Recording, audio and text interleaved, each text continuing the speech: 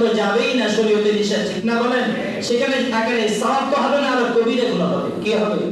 কিন্তু মা এমন একটা শব্দ, এমন একটা জিনিস, এমন একটা মহিলা, যার দিকে আপনি মহব্বতের নজরে একটু তাকান, আপনার আমল নামায় আল্লাহ কবুল হজের সওয়াব দিয়ে দেবেন।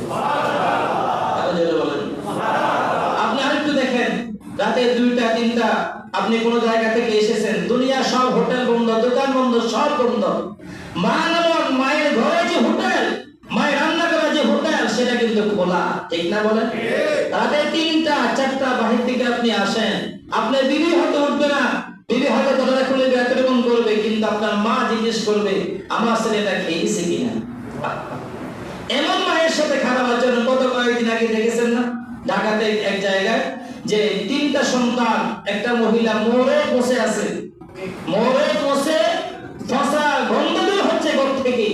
ওই মা অথবা তার সন্তানগুলো, এক একটা সন্তান সচিব, একটা সন্তান ইউনিভার্সিটি প্রফেসর, আরেকটা সন্তান নাকি কানাডা প্রবাসী। নাউজুবিল্লাহ বলবেন না? আশ্চর্যের কথা, এটা তো সন্তান না, কুসন্তান, ঠিক কিনা বলে?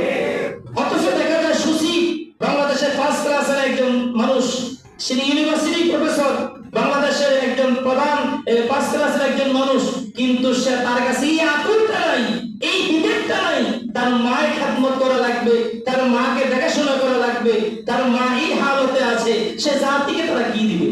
ঠিক কিনা বল?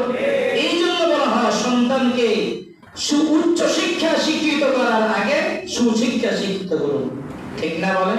সুশিক্ষা সন্তানকে দেন, উচ্চ শিক্ষিত করার দরকার নাই, অবশ্যই করবেন, সেটা পরে।